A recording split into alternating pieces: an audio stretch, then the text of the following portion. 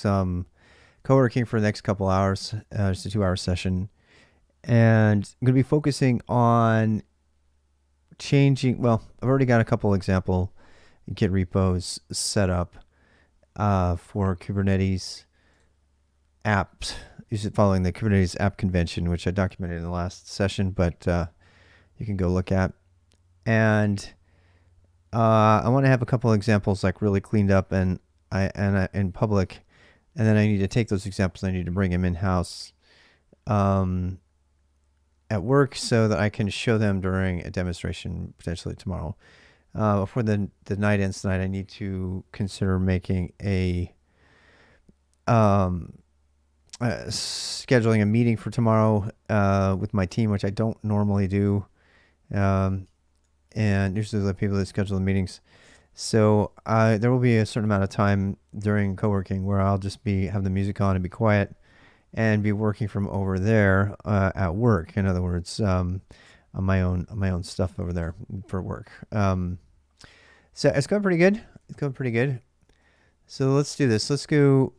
So the first thing, we've got the caps thing. If anybody wants this, I don't have to give this to you. There's the that's the sort of all the documentation for the proposal about how to do k8sapp, follow the k8sapp application management convention for Kubernetes. And who's messaging me? Is it my wife? I bet it is. Yeah. Okay. So, and then we're going to be doing, but there's also a website that's got it. k8sapp. Oops, sorry. architectrob.github.io. k8sapp has a version of the website that you can just read, black and white, just a document. And it's just a bunch of notes and write up. One of the things I need to focus on tonight on our examples is I need to figure out, I need to go through the conventional metadata and flesh that out, as well as to write up. And I'm working for 2 hours according to the schedule. Make sure you check the schedule if you have questions. So I'll be looking till 11. And so that's it. That's it. We want a version that has all those things in it. So I'm going to be resetting my tmux here. I'm going to be going into my I think it's called NFD. Yeah, here we go. This will be home for tonight. And we're looking at stuff here. So k8sapp node feature discovery provides standard Kubernetes node feature discovery and annotations and labels. So this documentation here kind of follows the convention. Validate is now understand. And so if you want to know about the convention, you can go read about it. And just follow this organizational method. So this is a simulated version of node feature discovery, which has a Helm chart, but does not necessarily need a Helm chart. So I'm actually thinking about redoing this without the Helm dependency at all, because if you go to visit, the Helm project,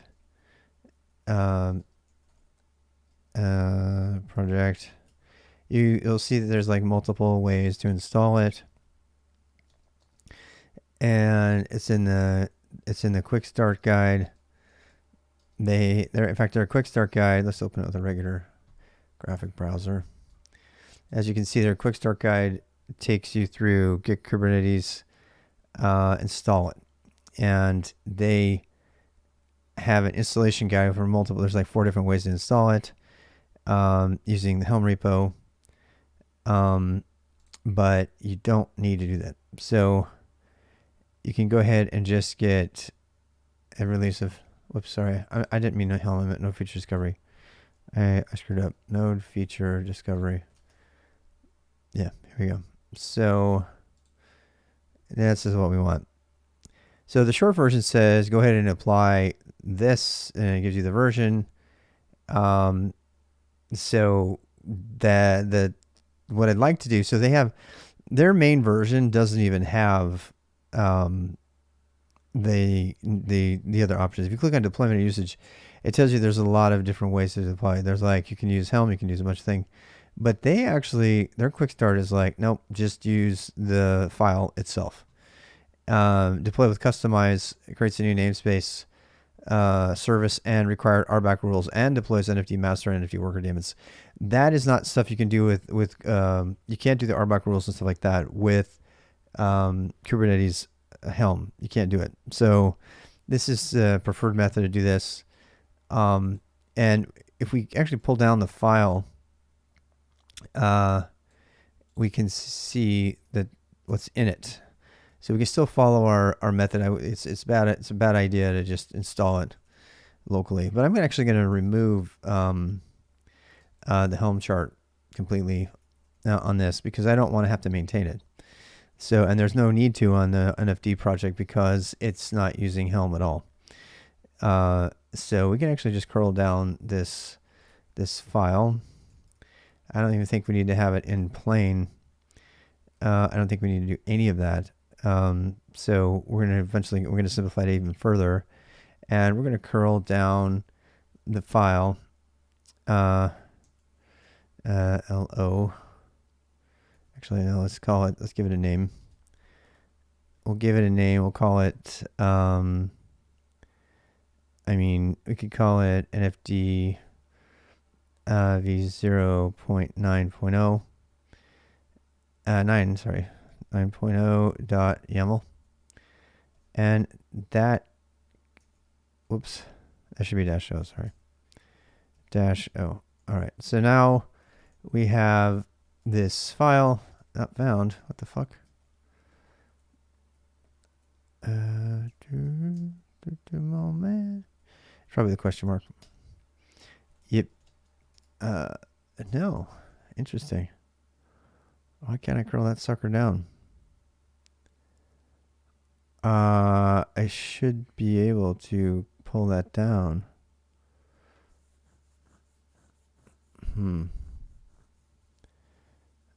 That's odd. That's like odd. What the fuck?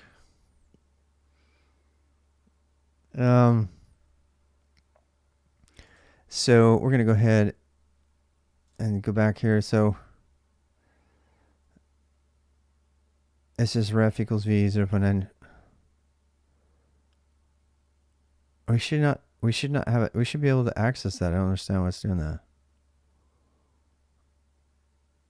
I wonder if we did it with just a plain.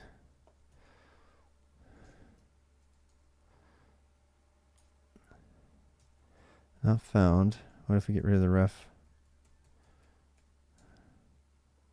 Not found.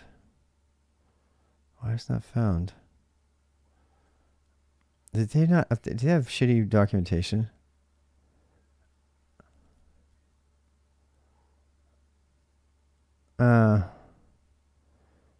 If VS Code with Vim bindings, go for it. You'll miss out on the best part of Vim. But that's fine. The best part of Vim isn't the navigation and home row stuff. It's all the integration with the command line using filters. But so it doesn't make sense. I would just use VS Code as is and forget about Vim bindings if you're going to do it.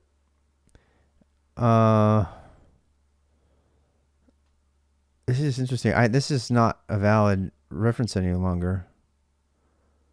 So I don't know what's up with that. I don't get it. What the fuck? Their documentation is wrong. It's wrong.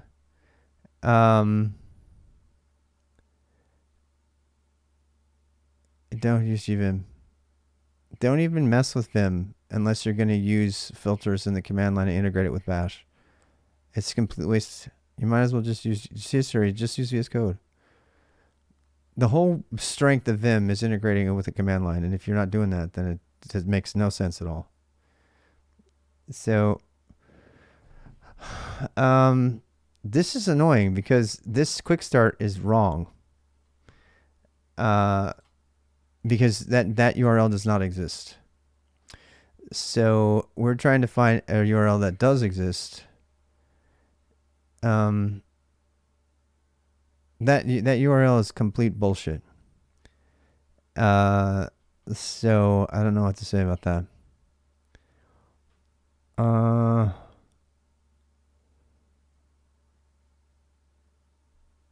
This is, by the way, this is not a val URL, period. Who the fuck put this up here?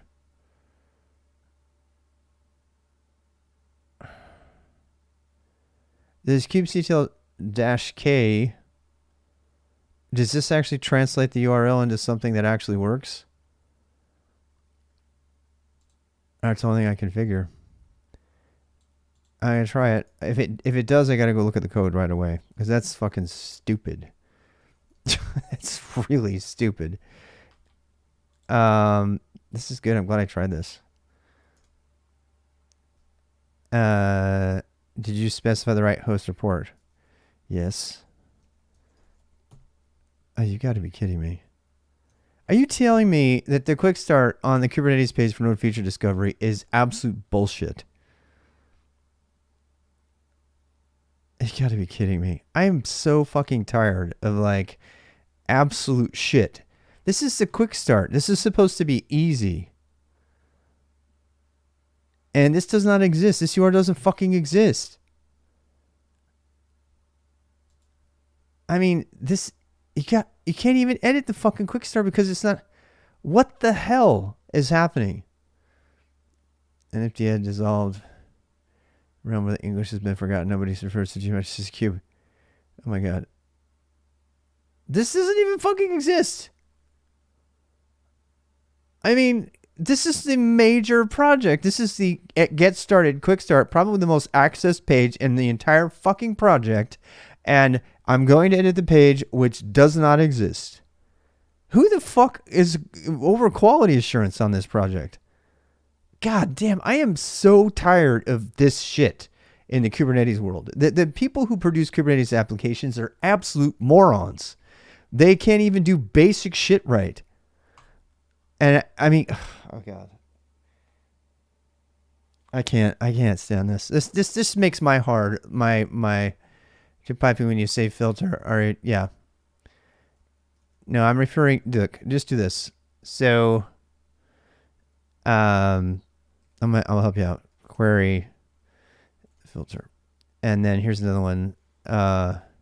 Unix filters. Read about those things. Read about those things, and then come back and talk. We'll talk. Anyway, so, yeah. Hey, thanks, Rosie, for stopping by. Yeah. No, I'm not talking about redirect. I'm talking about filters. I'm talking about basic Unix filters. If you don't know Unix filters, and I'm not just talking about pipes, you don't know Unix. So make sure you understand it, because if you think you're a Linux or Unix user and you don't know what they are, stop right now and make sure you understand that, because all of the greatest advantage of the Unix approach, the Unix philosophy, is based on filters. And if you're not using filters, you're doing the whole fucking thing wrong. And I'm not attacking anybody. That's just a fact. Right now, I can't use anything because this bullshit website. Oh, God. Yeah, I don't know, man. This is just bullshit. This is such bullshit. Kind of learning some more about Unix. Yeah. Yep, that'll help. By the way, if you're new, I mean, there's the boost here. It's kind of my opinionated idea about what to do to get started, and we cover it heavily in that series. In fact, I kind of overly cover it because so many people don't know about it. And they throw out the advantage for some other plugin shit or whatever without even knowing about it. Anyway, so, all right, so let's see here. And by the way, if anybody else has just simple questions like that, I'm happy to answer those when I'm not screaming about bad sites. This is just so fucking bad. Hey, Hard Parker, welcome. Anybody know how to use RStudio here? No. Great tool, though. R is a great language. I wish I had learned it. Yeah, they forgot to put tree in master. I don't know what the fuck they were thinking.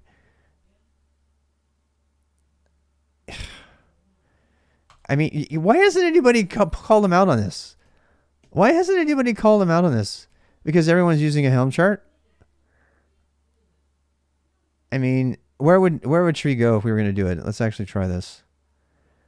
I don't know, man. I don't even know how to recreate a URL from here. So it wouldn't be deployment. I think it would be tree or it would be master. I think it's master goes here, right?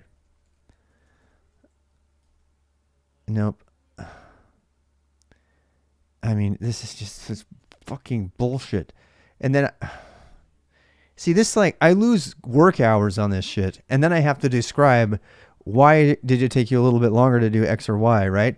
And I'm like, because the project's bullshit and put the wrong things on their quick start. And they're like, They don't believe it because it's so fucking stupid that nobody would do it that way. And they don't believe me. They think I'm making that shit up. You just watched it. I'm glad it's on video. God damn. I just learned something about the nonfeatured discovery project. They're absolute idiots. I mean, I'm seriously, it's a quick start and they have a fucking broken link and an install fail and they haven't even tested that shit. They probably have some automated CI/CD along the way that makes them think that they're doing everything right. I'm sorry. Guys, please help me recover. I am just so pissed off right now because of the absolute bullshit shit development and practices on major projects. Yeah, they don't have a pipe. Yeah, they don't even know. Yeah, now I have to do a fucking PR and I have to be the guy who steps in and does the right thing. It's like, they accept pull requests. You know what? I shouldn't have to do a fucking pull request on your quick start, you piece of shit.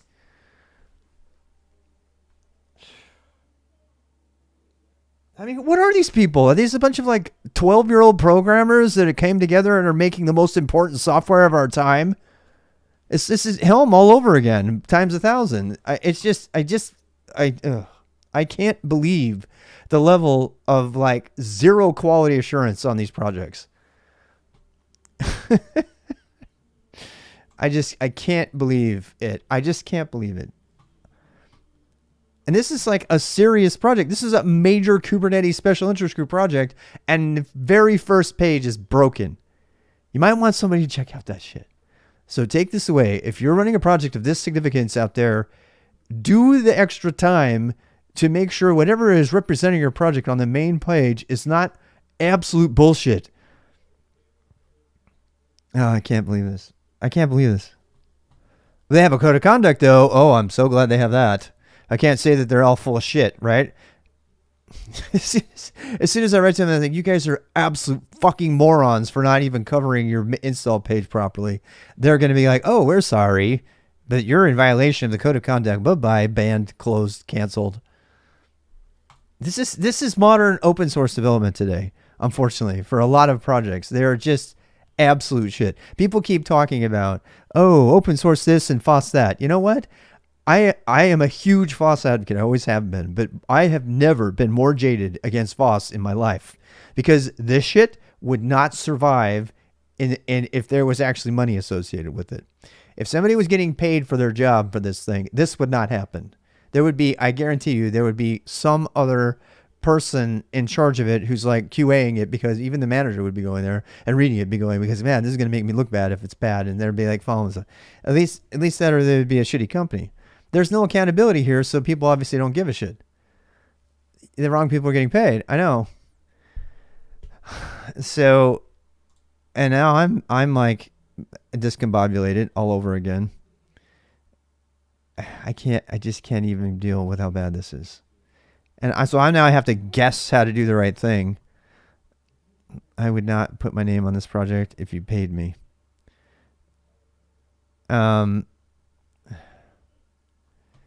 It's just such bullshit.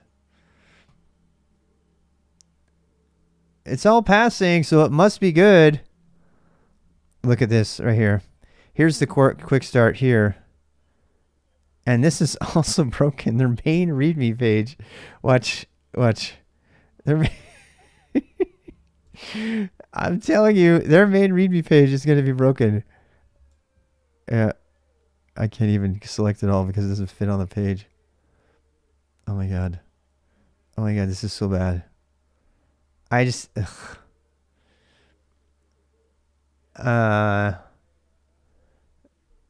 plus 80. What, did you just make that? You did, right? Not covered. Is not authorized by assigned CLA. They got all their CLA shit in place and everything, but they don't have basic installation instructions. Oh my god. We're waiting for a member to verify if this patch is reasonable to test. Oh my god. Oh my god. What a fucking joke you are. Oh my god. This PR is not approved. Oh. Some checks are not successful. They'll come back and tell you your go format. I didn't write any go. Dude, this when I first noted. Hello, this is a Python tutorial first install node ngh. Oh my god. I just cannot even deal. They got so... This is a good example of a project that's got a lot of bike shedding and no substance. By the way, I don't mind saying it was a pain in the ass to figure out how to come up with the regular expression properly because they truncated the thing in the middle. I had to go through the source code to find it on this project. It doesn't allow you to continue as an individual contributor. Oh well, sucks to be them. I mean, this is why honestly I'm getting really jaded about foss. I need Quentin here to come here and tell me not to blow up again. Yeah. That's exactly the same stuff as on the other one. I was hoping that maybe it would be something better, and I don't think so. Nope. Yep. Oh my god. I mean, there's no wonder nobody wants to use Kubernetes. Dude, I have already been so calloused against Kubernetes in this first year of working with it because of the crap software that's involved. And I'm like, you're going to put all of my like corporate jewels or enterprise, software behind this shit? Fuck no. It needs my mailing address. It's like a love head. It really is. Z-Velocity. It totally is. It's like there's good parts of it, but then you have the whole ecosystem is just full of shitheads who don't know what the fuck they're doing. And that includes me a lot of times. But at least I don't put an installer that's broken on my quick start page. Holy shit. I don't know what to say. I don't even know where to go get it. Where did you put tree, Ancient? Where does it go? Help me find it. Because I got to get past that. I got to finish my work. I've already burned a fucking hour on this, it feels like. We need to go get it's under deployment, right? And overlays. And what was it? Default, right? So here's the customization.yaml file. If we're going to do -k, which I don't really want to do, actually. I kind of want to pull it down without the customization, but so be it. So yeah, I wonder if they're trying to go to the release. I think they probably meant to put a release URL in there. I think that's what they meant to do. I'm going to guess. Maybe next time. You just go. Yeah, I mean, if you're just doing the Vim upgrades, that's fine. So they're using customize, and I don't know if I want to use customize. But particularly since, oh my god, look what they're doing. my God. No, I don't want to use customize. Yeah. Why can't they just give us the resource files? Why do we have to have this way? Why can't we just have, why do I have to have the overlays? I mean, customize is part of kubectl. I just want the resource files. Why can't they just give us resource files? Why do they have to do it this way? I don't understand. Namespace, no feature discovery. Okay, fine. Yep, that we got it. And kind customization, no feature discovery, bases, base RBOC, base NFT, base worker daemon set. I guess, I don't know. I guess I should look at customize again since we're not going to use Helm.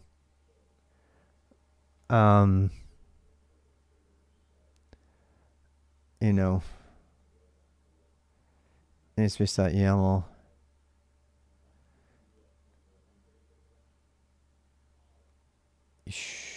Components, worker config common. Huh.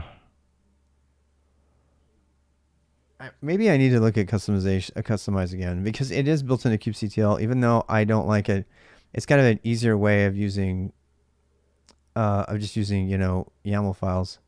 The problem with this is you'd have to have the whole fucking thing, you know. I'd have to git pull the whole thing. So because again, part of the k8sapp. The k8sapp conventions says you need to duplicate the source, right? Now, one of the things we could do here is we could actually keep node feature discovery as a base repo. We could actually pull it down. Oh God. Yeah.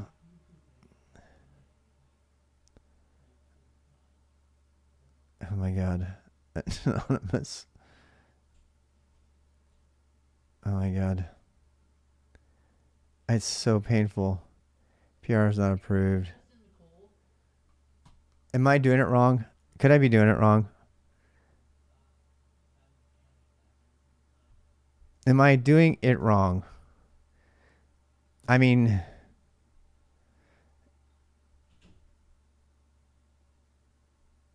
could I be doing it wrong? Could I be full of shit? Because I'm still pretty new at this. I haven't used customize a lot.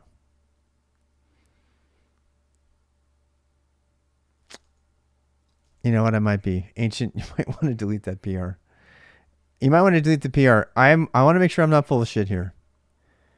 But I just did what they said and it didn't work. Now, it could be because I don't have a cluster running. If it is... No, I haven't. Oh, it stopped. Well, let's try a new one. mk start-p nfd.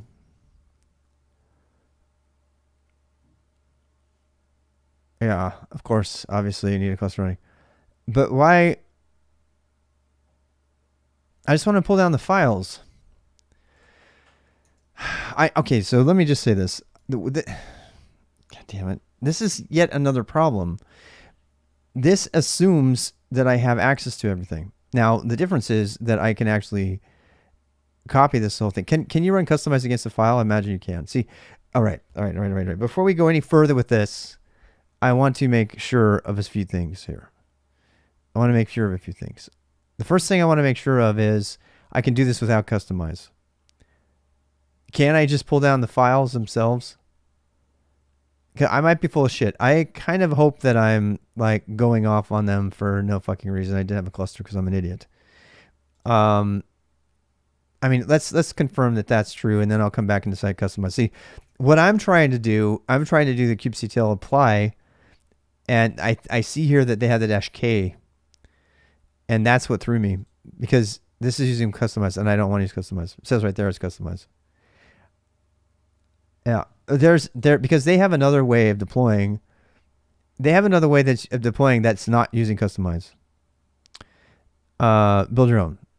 All right, so NFT master, they have 4 ways of deploying. They have customize, they have the operator, which we're not using. This is a horrible tragedy. Deployment with customize. Okay, got it. The helm we know how to do. Build your own.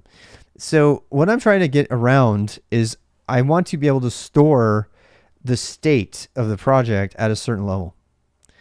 And because I need to, pretending we have an air-gapped environment, right?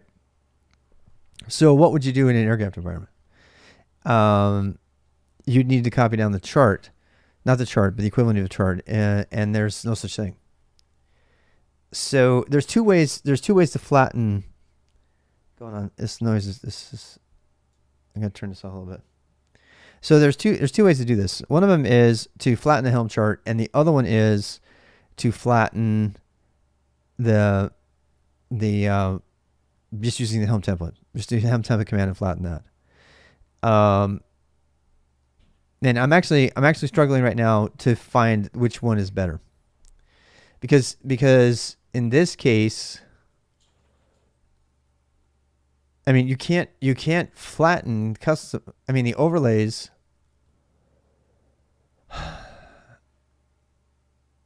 One of the reasons I like the customizer, I think, okay, let me just think through this process here. So, from what I'm understanding with the customized method, that we can actually git pull or git clone the nonfeatured discovery repo entirely as it is, without doing any building or anything, and this includes our deployment. So, but that's not particularly normal, right? So again, I'm trying to standardize on a way to get this the fastest. I thought for sure I was just gonna be able to go to the resource files and pull them down. You can't do that. You can't do that. And that's actually one of the reasons I don't like customize. Why do we have to use the deployment custom? Why do we have to, why can't we just do without the overlays? I mean, why do we have to have all the overlays? Why can't we just up, add? Yeah.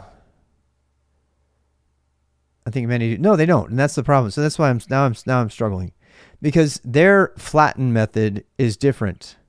So you can either use the overlay method for flattening, or you can use the Helm method for flattening, which is just Helm. I know how to do the Helm method. It's pretty easy. The Helm method, which I had and deleted, I can restore it since it's GitHub. But the customized method, look at this. Is this any better than a template? I don't think so. I don't think it is. I don't think it's better. I don't think customizes. I mean, it's some people would argue with me. They'd say no, it's better than that. But it's no less learning. You still have to learn some extra thing. It's not just Kubernetes resource files, which is the whole point in the first place, right? So, not to mention the fact that this is much less standard out there. You're not going to find as many people doing customize as you are going to do Helm charts. So here we have security context, low privileges. So these are all overlays on the other thing, and then to get the actual thing, you know, it's a pain in the ass. It's a pain in the ass. And I don't like customizing. I don't like either of them because of the thing we just ran into.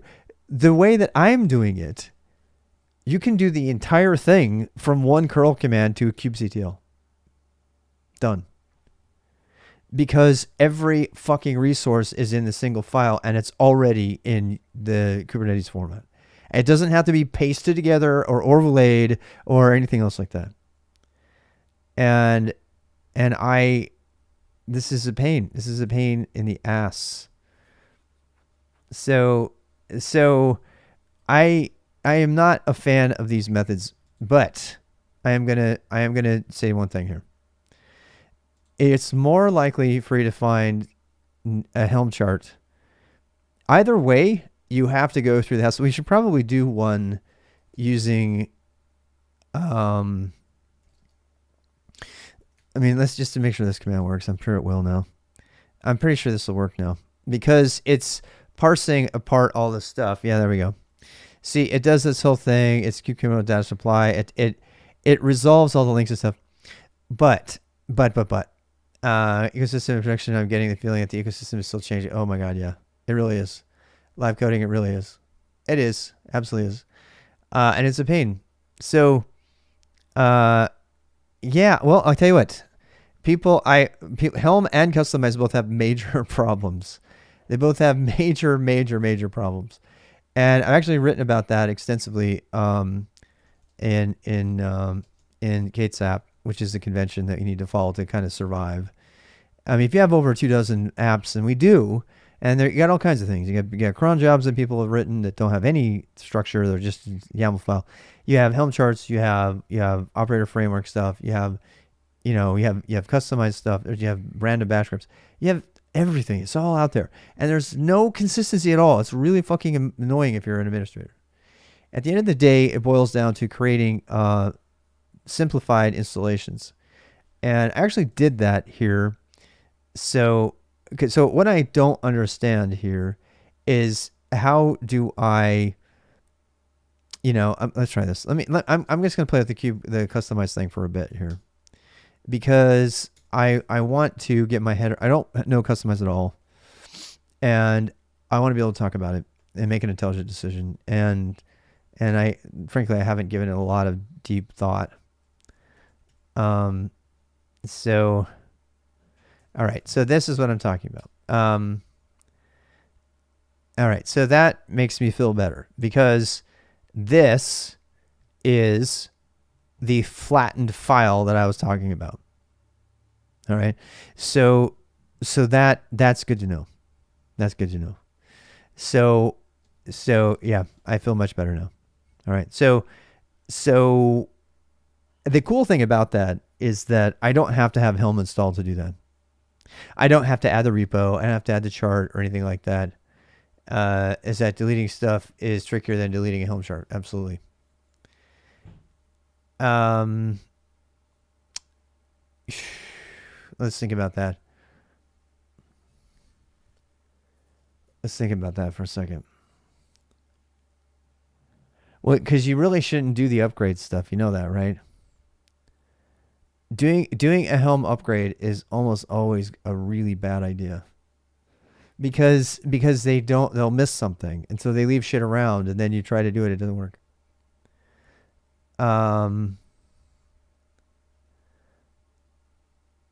Yeah.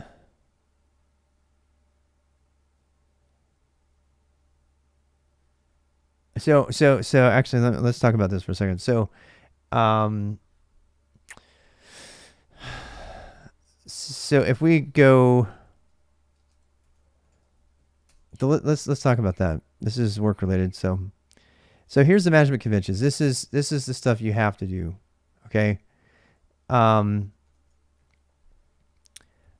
You have to be able to fetch it, know where to get the authoritative source. You can bring it in-house and air gap it and check it, and you have to do it without running kubectl apply off the internet is a massive no-no. That will get certain people fired. People have even talked about this on the stream. You cannot run random shit off the internet directly into your cluster. It's just a horrible idea. You almost always have to validate it and look that it's clean and everything. So that's the first step. That's fetch. This is understand. So after you've pulled down the source, and that's why I was so bent out of shape about kubectl apply-k, and why I just realized that I think this is going to be covered now in this. So now, where's my customize again? So let's do this. Let's go. Well, I'll do it on this one later. So let's fetch it. Let's fetch it. Okay. So here's my new fetch. So it's my customize, and then I write it to this, and I get my resource file. All right. Now this has everything. So I can kubectl run this, and this is, I would guess that this, if I did a Helm template command on this, it would be identical, right? It's exactly what I want, and it's fine. There's no overlays or anything. So it does have commenting and stuff like that. So that's all good, right? Now, so the normal way to do an upgrade is to drop the namespace, and Kubernetes is supposed to allow that to happen, right? So when you say, hey, I want to be able to delete stuff cleanly, right? The standard way to do that would be kube get ns. Let's go see. Oh man, this even created the namespace with a specific name as opposed to the one I wanted, which I don't like at all. That kind of angers me, actually, because I want to be able to change the name. Yep. Yeah, I mean, whatever. Discovery dash v 0.9.0.yaml. All right. So there we go. Now you could change the namespace to something different, right? Now this is interesting. So this RBOK rule that's right here, if you do this with a Helm chart, it doesn't create it. No, it doesn't create it. You have to go back and add it after the fact. So that's one reason not to use Helm.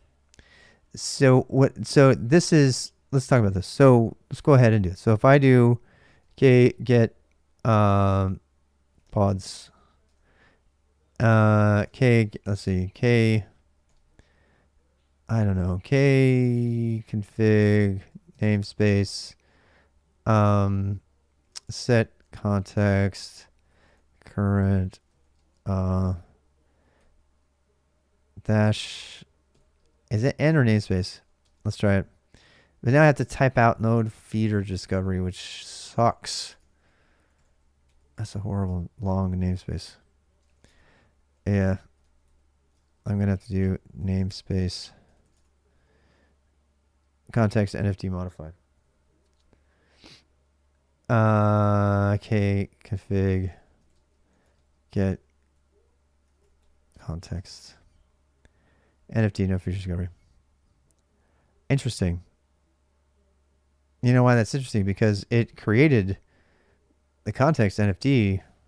Oh no, that's because I created the context NFT. Never mind. All right, so that's what I named it when I made a new cluster. All right, so yeah, so let's do get pods and nodes, and there's everything, right? Actually, let's do get po dash all get pods. There's a dash a. Yeah. All right, so here we have kubectl, NFT discovery, NFT workers. This is going to have the all the stuff in it. So that's going to include the RBOK.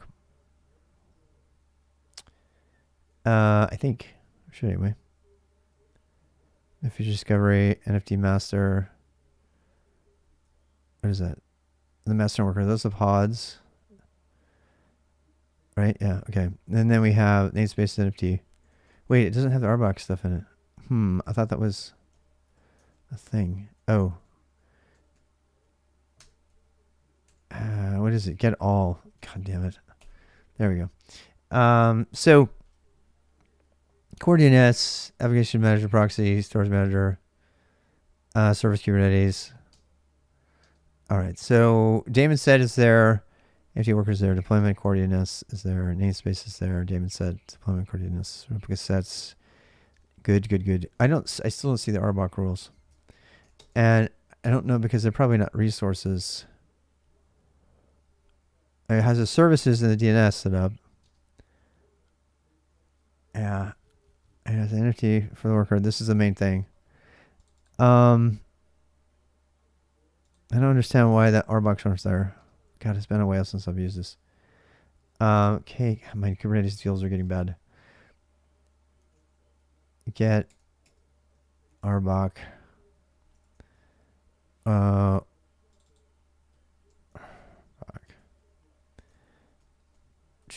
Rules. Resource found in what? Oh, you know what happened? They got added to the default one. Yeah, they did. Because they didn't set my namespace first. See, watch if I do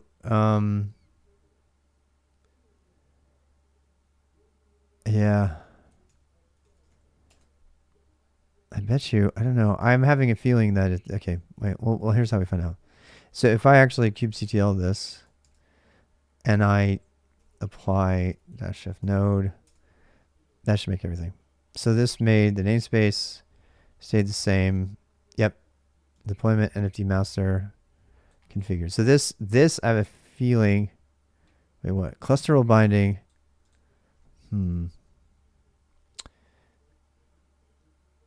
It must, no, it was there already. Oh, why doesn't that show up in all? Why doesn't that show up in all? I don't get it. Yep, there it is. Cluster role. Admin, cluster admin, NFT master. Wait, why did it call it NFT master? I guess is it anyway? So that's all stuff that's not covered by the Helm chart. So that's already. So you're saying they use Helm. Live coding was saying they use Helm, right? So, but and the sticking point is deleting it, right?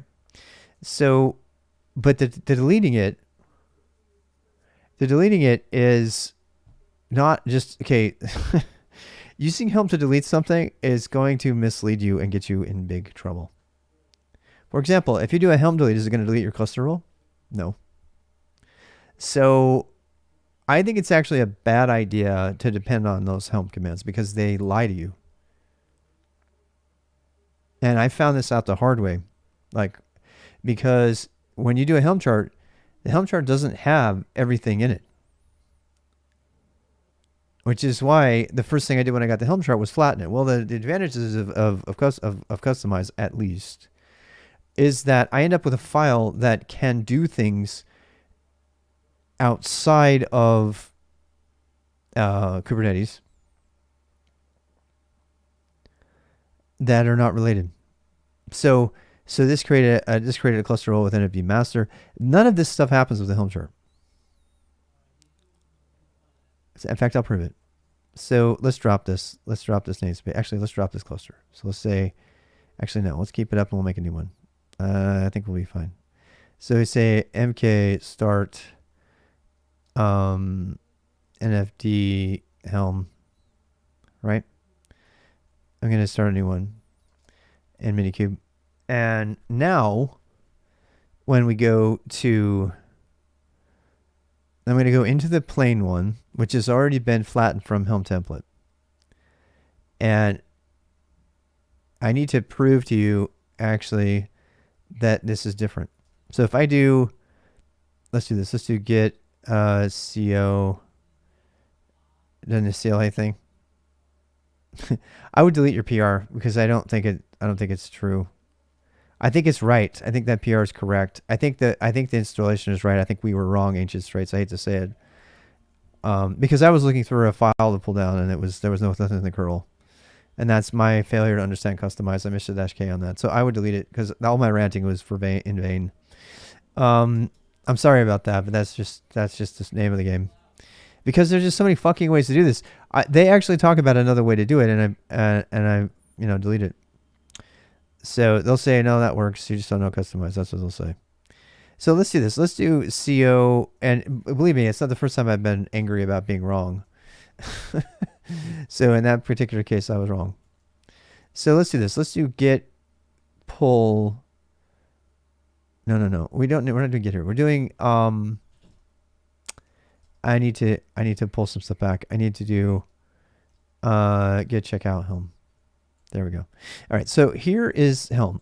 This is the Helm chart. Got it? Now, this is the actual Helm chart.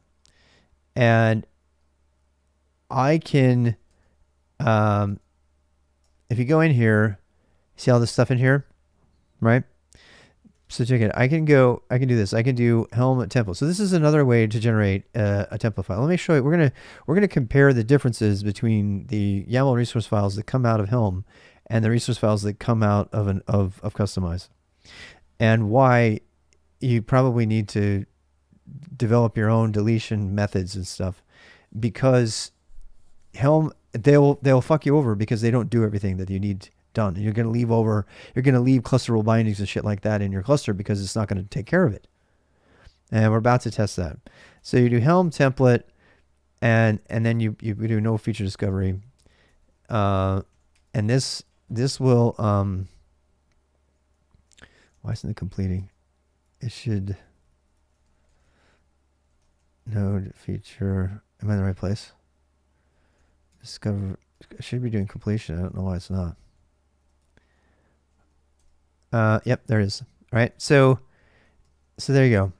Okay. So there's your, and you can, this one actually has comments in it.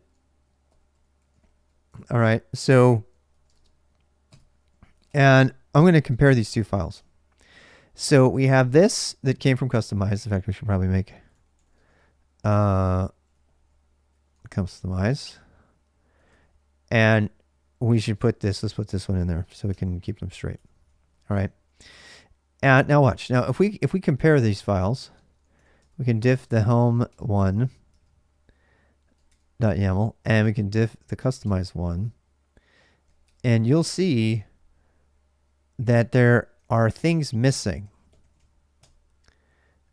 Right?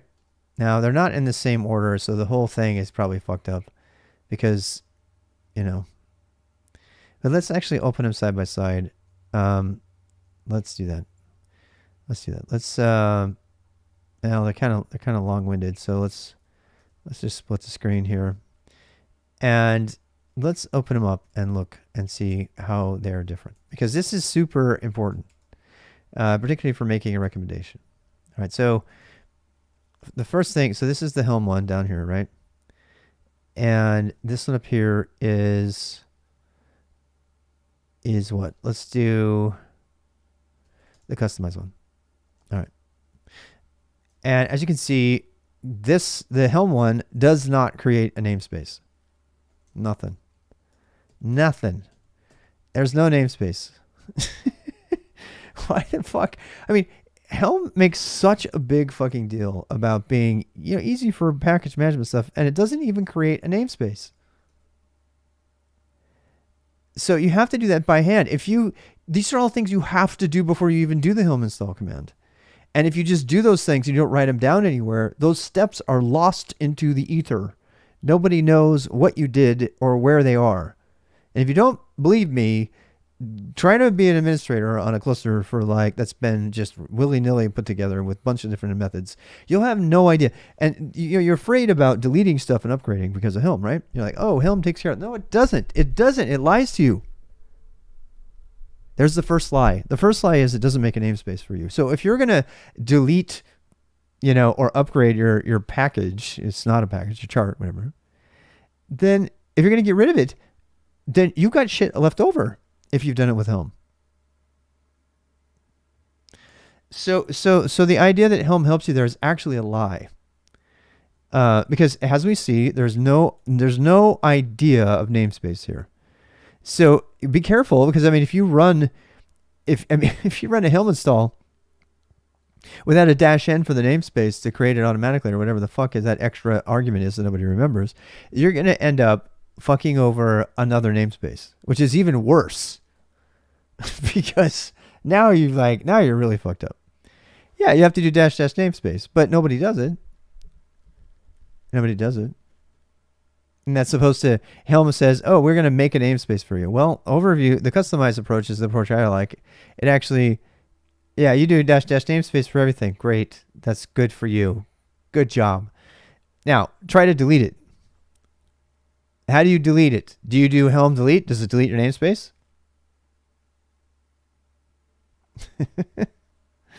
I really want to know. Let's try it, shall we? So, I don't think it does. Namespace equals stuff. Right. Does that also clean up your namespace? Yeah. See, but my point is that you're already providing extra shit to the Helm command line. So you can either keep going down this Helm idiocy and expanding more and more and more and more and more and more, or you can actually just take control from the beginning and just do it resource files and do your own uninstalls and write a little bit of shell or whatever the fuck you need to do to make it work. Most importantly, though, you will have forced yourself to go through a configuration and sort of an understanding phase. And overlay actually, the customized approach up here takes another option. It says, no, we're going to fucking tell you what your namespace is going to be. And I'm like, I don't want you to do that. I want to be the one to decide my namespace. Thank you very much. I ain't going to tap node feature discovery every fucking time. I hate that. I'm going to make mine NFD. Now, so if I was, so my k8sapp kind of approach is, what's kind of distilling is, I don't care how you get the resource files. You need to get those resources as fast as possible and use those. But is a hack for Helm? Yeah. Actually, it doesn't always do that, by the way. If you do kubectl to switch context, yeah, you can do that, but it's dangerous, right? So yeah. So again, I'm going to come back to the base premise of my approach with k8s conventions here.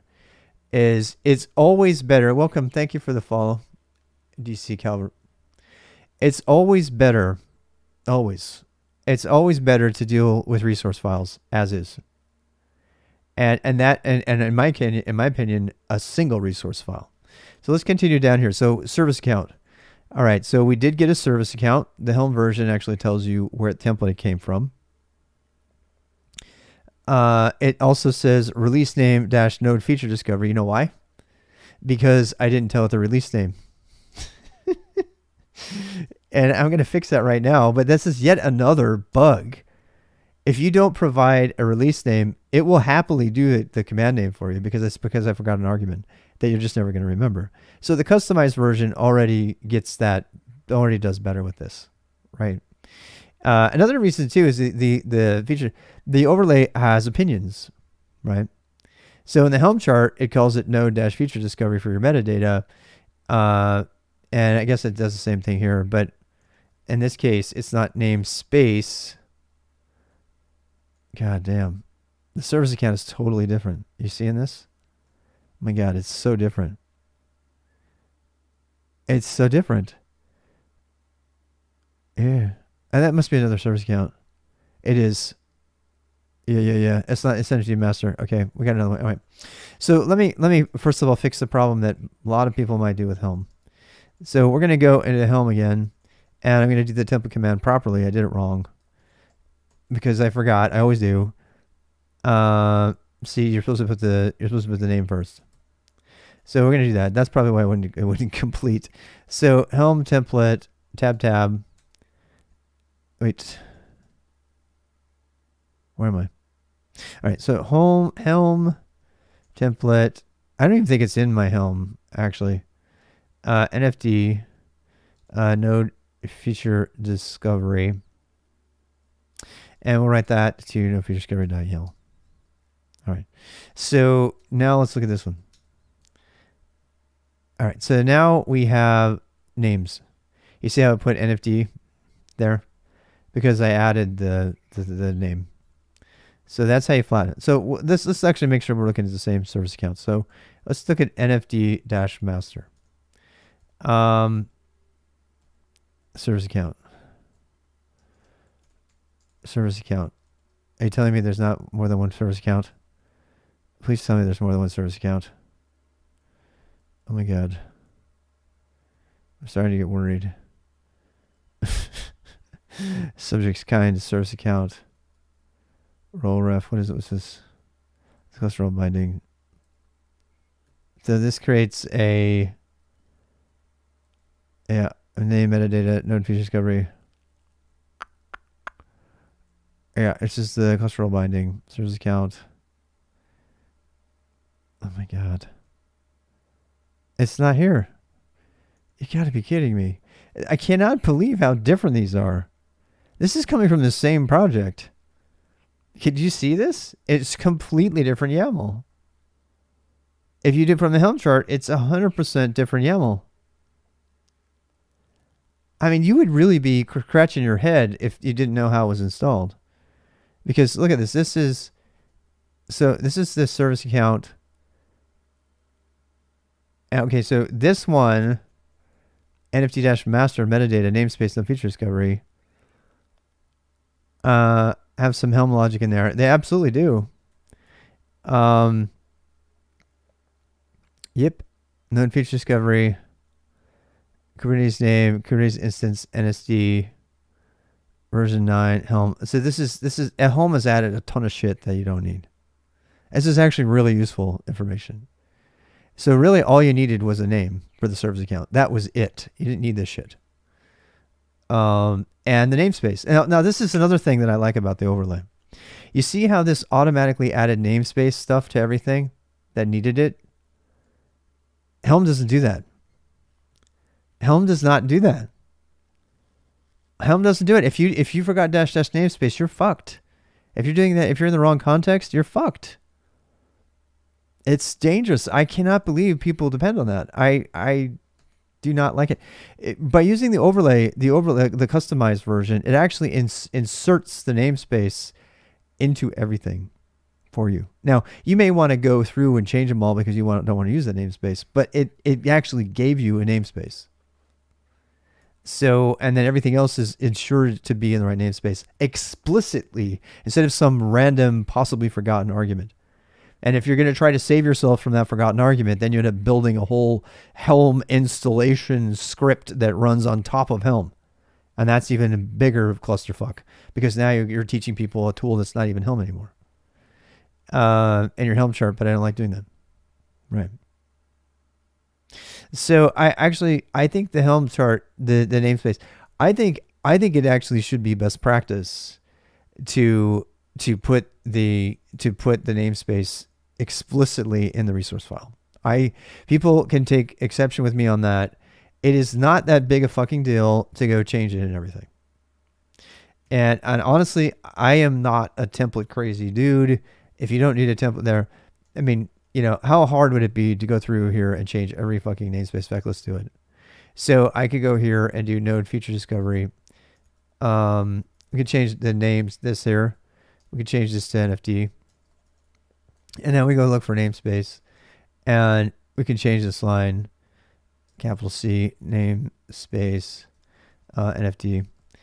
And do it here, and here, and here, and here. Yep, there. That wasn't even that many things. My point is, you know what you're dealing with. You have hundreds of namespaces, so it's better to have a bash script do it. Yeah, but not for this kind of thing. No, it's not. I would not. I mean, I see what you're saying. Are you trying to manage your namespaces independently, and then people request a namespace, and then you give it to them, and then they do that thing? Yeah. I mean, it depends on your process, but that's for application user space namespaces. I mean, stuff like this, I feel like, you could get away with doing on your own. The reason I like this way, even though it takes a little bit more configuration management work, is because it's very explicit. There's no question about what's happening. Yeah, that's completely different, right? So when I'm talking about developer namespaces and managing those things, yeah, I mean, that's a different kind of worms. I think we need to talk about it at some point, but that's not what I'm remedying right now. Right now, I'm trying to just figure out how to. What I love about this is look at how much simpler this is than the Helm chart. It's so fucking simple. So let's go through all the shit. So that Helm adds unnecessarily, completely unnecessarily. So this has a service account. It adds a cluster role, which is not even done in the Helm chart. Actually, no, look, it is. It did add a cluster role, thank God. Let's see. Cluster role, node feature, NFD node feature discovery. What? What? It's totally different. API groups. I have a feeling it's the same thing though. API groups, nodes, verbs, get patch update. Oh my God, it doesn't even have the same permissions. Do you see this? Oh my God. This is exactly what I'm talking about. This is exactly what I'm talking about. This is exactly the same application installed in two different ways. And if you install it using customize, then the cluster role that's created for your service, your cluster role that's created for your service doesn't get list permission, but it does if it's created using Helm. There is absolutely no auditing happening between the different installation teams. Like, they're not even looking at each other's final results. Otherwise, they would have caught that. Am I wrong here? Am I wrong? I mean, I've been wrong tonight already once, so help me out. Am I seeing this thing correctly? Right? Resource nodes, API groups node. Now, the name is different, but there's only one cluster role in the whole thing. Right? So, yeah, cluster role binding, one cluster role, and a cluster role binding. Is there another one? NFT master is the only cluster role. There's only one. Now, I, up till now, didn't realize that Helm even created a cluster role. And now I understand why, when I installed this, it failed, because the cluster role was already there. Because why? Because the Helm chart doesn't have permission to get rid of the cluster role. It's a different permission set. So, yeah. There's only one cluster role. Yep, there's only one cluster role. That means already that they fucked up. I mean, they seriously fucked up, because not only that, but look at all this Helm shit in the labels that we don't have to use. You know, we didn't need any of this shit. We didn't need it. But they added it unnecessarily. All right, so okay, this is a cascade of failure. I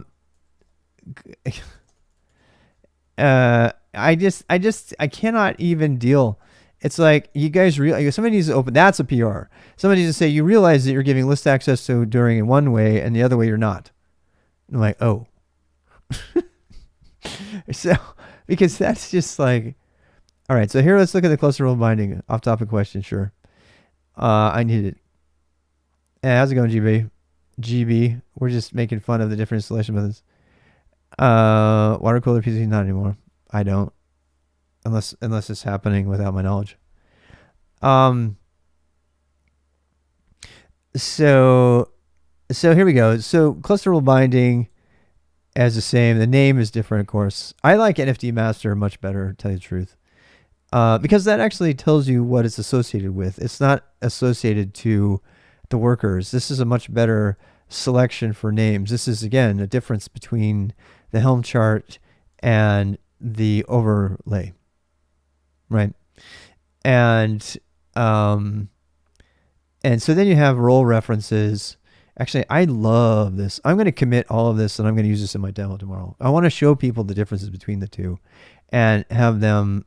This is one way that I can give a quick demo about why I think that we need to shoot for simplified YAML resource files and modify them as necessary with bash scripts, minimal bash scripts.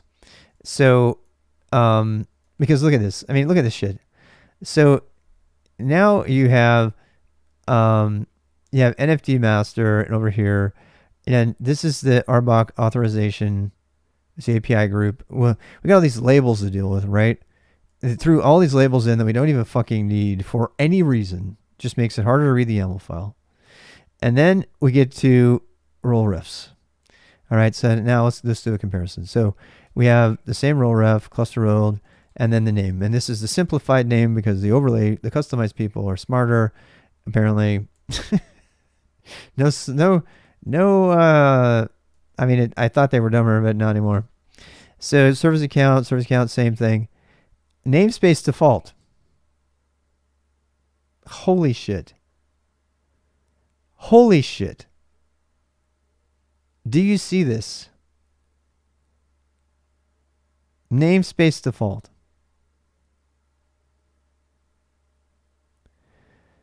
If Helm needs to roll back, update, whatever, but it does not work. It never has worked. This is so massive right here by itself. I just cannot even deal. Because I did a Helm template export and I did not provide a namespace on the command line, it thinks it's going to install a service account into the default namespace.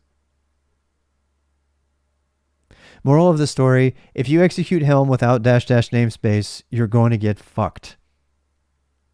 And so many people have already confirmed that on the stream. Yet another reason not to use Helm.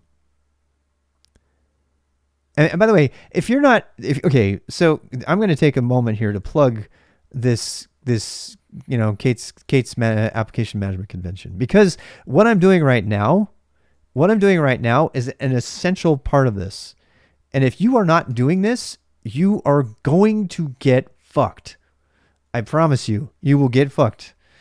And if this is, I had to document this as part of our, you need to understand. So you, first of all, you should never fucking install something off the internet like I did, even into dev.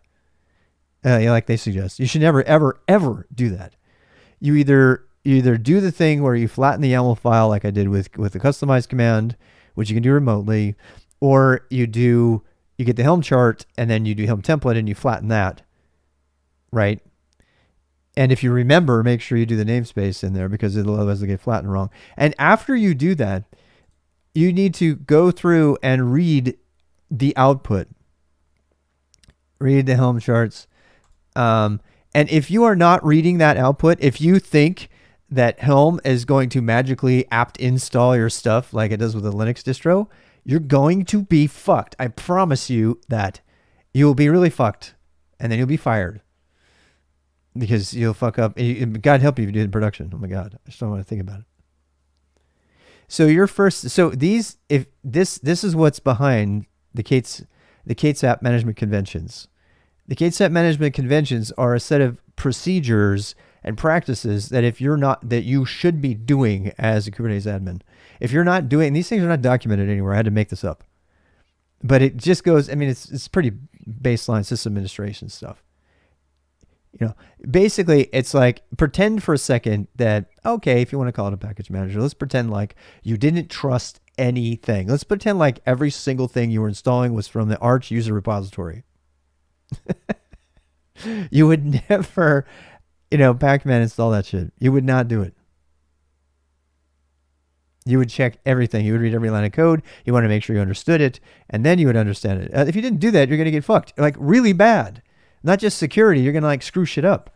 You're going to put stuff into the default namespace. You're going to put stuff all over here. So you have to understand the application. If you think you can escape the software development skills necessary to understand an application you're going to install in Kubernetes, you are sadly mistaken. You cannot just get your CKA with no knowledge of how applications are installed and how they work, because you will fuck up your cluster if you're doing installations that way. And this is the very thing that Kubernetes admins are hell-bent on preventing users from doing in their namespace, because, I mean, you're a Kubernetes admin, you're supposed to know this stuff. And, but God help the Kubernetes application developers who have no fucking idea what they're doing, and they're going to experiment with every possible thing. And they do not care. They do not care. If they can get it to work, they'll stick it in your cluster, and they don't give a shit. So as the admin, you definitely need to be following these steps. If you're not following these steps for your own software that you're putting into your cluster, you're going to fuck yourself over, and you certainly are going to be less likely to put these kind of steps in place for other people who are doing applications administration. And then you configure it, right? Then you configure it, and that might involve writing a script. It doesn't have to. Install the application for the first time, and that can be done number of ways. kubectl apply through a bash script or something. Don't get too crazy with your install step, though. After you use these tools, look for the scale. I've already used them at scale multiple times. Yeah, I've deployed Jupyter Hub. I haven't used customize at scale. Yep, I've done Jupyter Hub at scale. I've done node feature discovery. I've done GPU feature discovery. I ripped out Tiller using Helm. I did the Helm Tiller upgrade. So I've had enough experience at scale in our production cluster to see where the pain points are for this stuff, and it's almost always related to stuff that Helm doesn't do for you. So I'm interested in the other approaches of flattening and getting this down to just YAML files. I trust my bash scripting skills 1,000% more than either Helm or just plain old customize off the internet. Yeah, I've done all this stuff. So, in fact, I've been put in charge of auditing all of our systems infrastructure applications, including our Kubernetes cron jobs and stuff, because it's just all over the fuck right now. It's all over the place. Everything's everywhere. We don't even have a Git repos for it. It's like it's over here in this guy's corner. So I mean, most of it is all within a mono repo that we have, but most of it's just all. So I've been asked to make sense of all this and clean it up and kind of be, strict with myself and what I propose. But I got to get the team to do it. So I'm going to be meeting with each one member of the team and go through. And one of the reasons that I'm so into simplifying the process and using standard tools is because if you add yet another tool, it's something else you got to train your team up to use. You're like, okay, you're going to use this simpler tool than the standards that are already out there. And now you have yet another tool to use. You got XKCD going on. So uninstall, remove all the applications to trace from the cluster. So somebody recently said in the chat that they like Helm because it makes it easy to uninstall. And I'm gonna counter that. I don't think it does. It seems like it's easy to uninstall, but in fact, it's not uninstalling everything. And we just proved it. It's not uninstalling your cluster rules. It won't have permission to do that. So there's going to be shit left behind. So inevitably, when you install Helm and you go through configuration, you have to add stuff in addition to the Helm chart. And this is another reason I like flattening the Helm chart and then adding that stuff, including a namespace, like we just saw. That's a part of it. And then when you want to delete it, you just delete the namespace and you make sure that your applications are okay deleting the namespace. But even that's not enough, right? Deleting the namespace does not clean up your cluster rules. So again, you need to be able to do these steps mentally, rhetorically, by hand, whatever you want to call it, without automating them. And then you maybe want to write a super ultra light bash script that might do some of these things to help you remember the steps. And I'm a huge fan of flattened YAML resource files plus a very simple bash script. And this is for some 20 plus systems infrastructure applications. This is a structure. I mean, if you're using a tool for this stuff, it doesn't save you from the fact you still have to do it. How many times have you went out and checked your latest version dependencies and stuff like that to see if you have the latest version, or there's been any security vulnerabilities on any of the stuff at Tecton or any Argo CD, whatever you have installed? When's the last time you actually checked that shit? Probably didn't, right? Because you don't have a process in place like most, and we don't, for looking up when something needs an update. And if you think about it, given the security, environment that we're in today, that's pretty bad. If you're not regularly checking that stuff, you had to update our kubelets like 3 times a month. Oh my God, yeah. And that's just, that's crazy. So I'm glad you said that, Bleed Fuel, because we are so caught up in trying to keep Kubernetes itself up to date that at least our team's not, we are not spending a second checking our core applications that we've written or that have been written by others to see if we have an update. There's not a regular process of reviewing that stuff. And we need to know where we stand. We need to know what needs to be updated, what the cross dependencies are, all of those things. And by the way, that should all be understood. That's in the understand step. When you add a core dependency on some other piece of infrastructure that depends on another piece, like we have with Domino right now, which is holding back our 1.2.2 upgrade. Do anybody else have this problem, by the way? Is Domino holding back your 1.2.2 upgrade? Anyone else out there in Twitch land? Domino drags their fucking feet on everything. They never get stuff out. And so we actually have, 1.99 ignorance is bliss. Holy shit. You have any idea how many massive security flaws you have right now?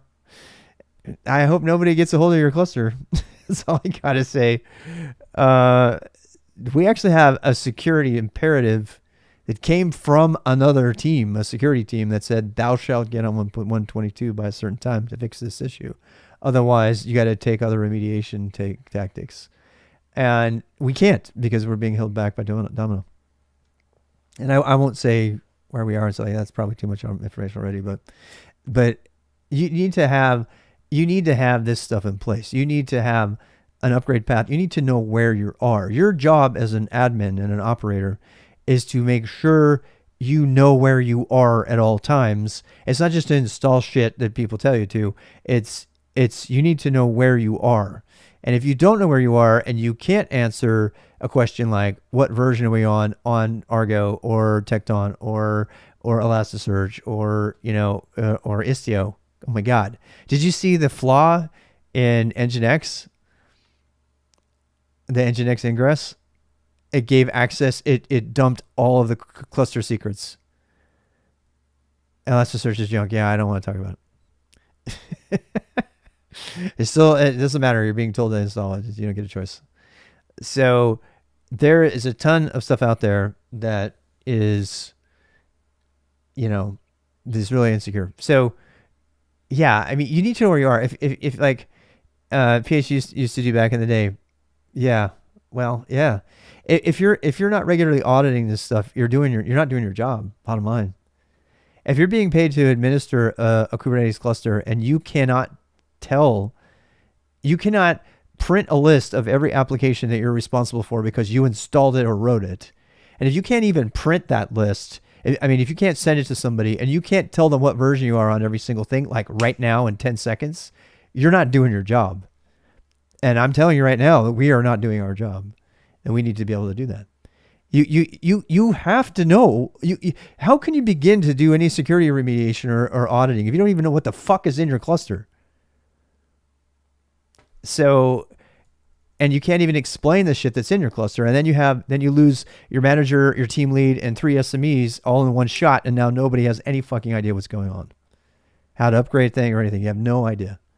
If you don't have that traceability, if you don't have that observability, if you have that auditability, you are not doing your job, and you need to get on it. And that goes for me and my team too, which is why I've been asked to do this proposal, because I'm kind of anal about this stuff. I did a lot of auditing for IBM. That was required. It was required by Fortune 500 companies and governments and stuff, and you can't fuck around with this shit. I can tell you every damn thing we use for our app: Nginx version, PHP, Q version. What do you want to know? Awesome. That's awesome that you can do that. Hopefully you have a cluster that's a reasonably small size. We have over 22 systems infrastructure applications, and giving you which version they're on is, we have a bigger cluster, I have a feeling.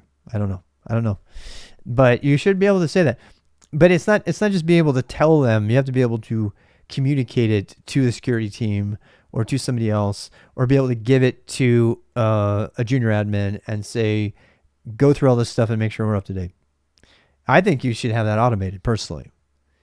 I think the one thing that you need to automate is some form of regular go out to the internet and see where we are on everything. No, you don't tell your admin anything. Your code base should be scanned for this stuff. I agree. I think your code base should be scanned for this stuff. I absolutely do. And I think that those are other methods of doing the auditing. I agree with all of that. But I also think that you need to be maintaining the source of it. So the source can be done. You scan every 5 minutes for what? For all of your applications and what levels they are and everything. Are you using Helm for that? We do have one person who uses Helm at the investment bank. I was going to say, yeah, I mean, you scan, but what are you scanning? It's like, how can you tell what cluster admin roles are? I mean, what cluster roles? Sorry, what cluster roles are going with what service accounts? There's some things that have to be done outside of just discovery kind of things, I would think. So, anyway, let me go back here. So this service account has a long-winded name that's unnecessary. Let's see what else we got. Stuff you can't say. Yeah, if it's stuff you can't say, then, but if you have a lot of stuff, then yeah, that's good. Which one is this? API version, what are we looking at here?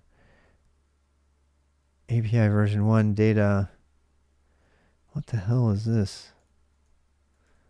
I think this is a pod, but it's out of order. It's really weird because the overlays make things look really weird. You see that? And put the config map down at the bottom. So that's a config map. God damn, this stuff is so fucking. All right, so here's our config map. It's just out of order. And for some reason, it put config map after all the other stuff, after data. Why would you do that? Metadata, NFT, namespace NFT. Okay, that's good. And it's the data. All right, so let's go down here and look at this one. A bunch of Helm stuff, and then the data. See, this is how it should look, but that's that one Kubernetes, the customized one is uglier. So yeah. So yeah. Yeah. So here we go. Here we have the cluster role, which we already looked up. We already looked this one up. So we have the feature discovery. We looked at this one already.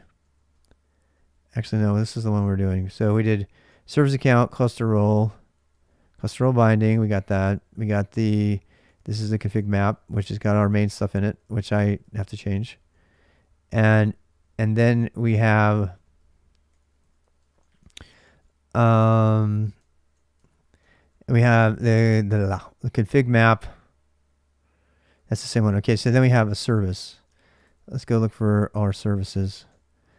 So we have a service, big fat unnecessary name, all the stupid ass labels again. Let's get to the spec. This has a role.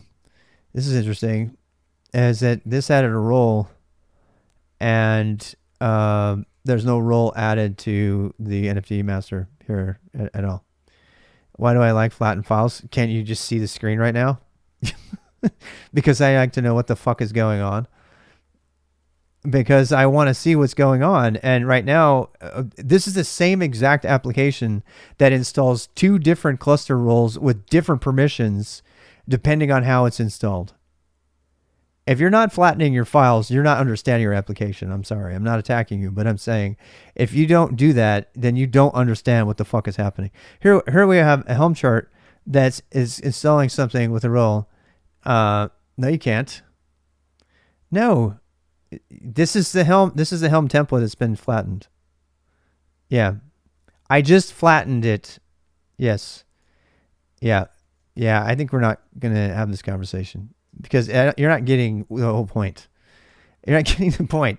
So right now, Helm has totally fucked over this particular situation. So, yep, it has totally fucked it over. It's to completely different permissions. It's installing labels that are unnecessary. These are all reasons that, first of all, if I have to flatten a Helm chart, I know what to delete now, thank God. And if I am not flattening a Helm chart and I have customize available, I can flatten it much more efficiently that way and go through the management that way. Let me ask you, why aren't you flattening it? Not the original Helm chart. Yeah, this has been flattened by Helm. Yeah. But this is the only way to flatten Helm.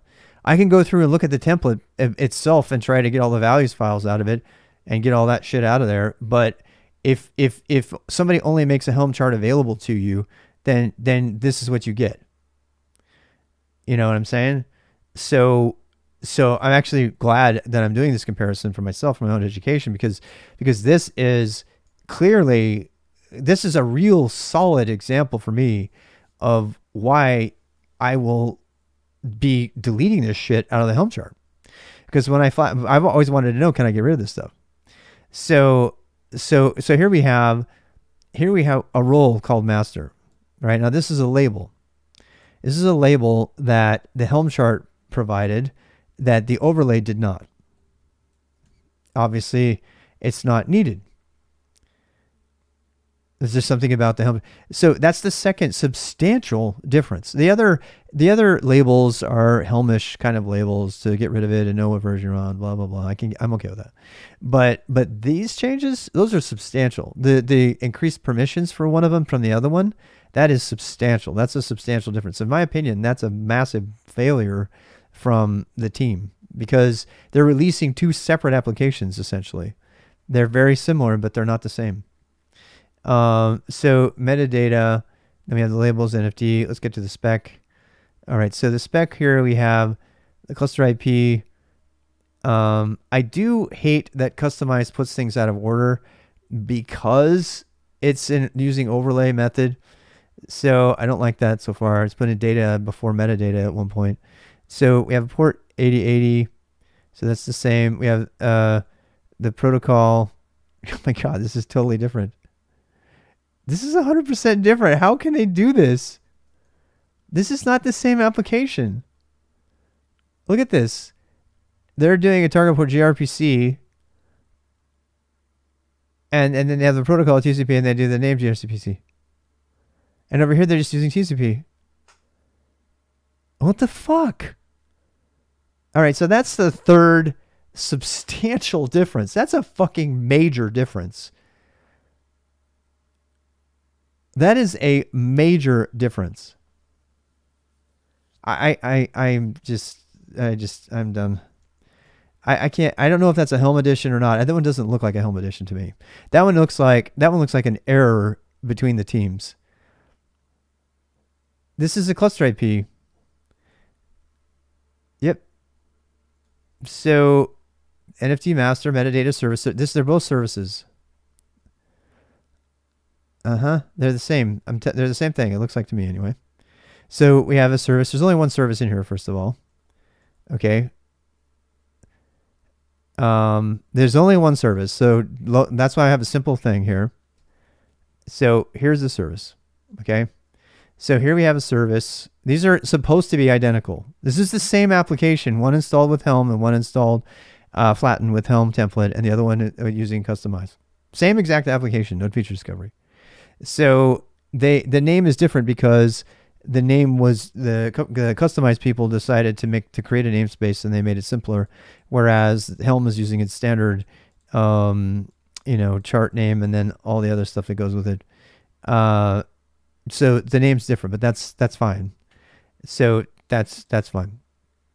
And again, we have an explicit namespace installation, which I like because it's safer to do that. I know of people who have fucked stuff up with Helm because they didn't specify the namespace. And I have done that to myself on my own clusters before. So again, we have all these labels we don't need. Let's get straight to the spec again and look at the difference between the spec. So the cluster IP, the ports are the same. They are so different. They are different. Are you telling me they're not different? They are, right? Because they look different to me. My eyes are seeing a completely different spec section. Yeah, they're fucked. Okay, so bleed fuel, consider for a second that this is one of the primary Kubernetes special interest group projects that has full backing from the Kubernetes community and is essentially used all over the world for node feature discovery in order to make, and is the basis, by the way, of the NVIDIA GPU feature discovery in beta, which depends on this.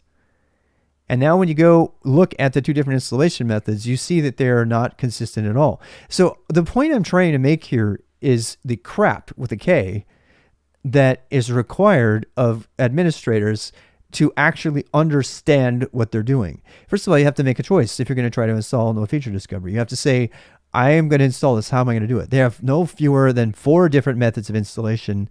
And we have just proved the greatest failure and point of risk with regard to maintaining multiple different installations.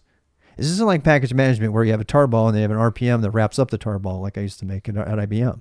This is a situation where the source code is totally different. And we've proven it. There's now 3 objective pieces of evidence we have that show, and there's probably going to be more, that show that these two applications are not the same. They're very, very, very similar, but they are installing completely different things. One that's using the gRPC target ports, the one that's adding an extra cluster role, admin role for list, and they're different. And there is no auditing happening in this project specifically. I'm picking on the node feature discovery project, but they're all the same. Oh my God. There are projects out there that are way worse than this. They don't even allow you to change your image references to internal images because the Helm chart doesn't provide for it. So you have to rip the fuck out of the Helm chart in order to make it do it. So yeah, to be able to air gap your images and then bring your images down and embed them and scan them and everything.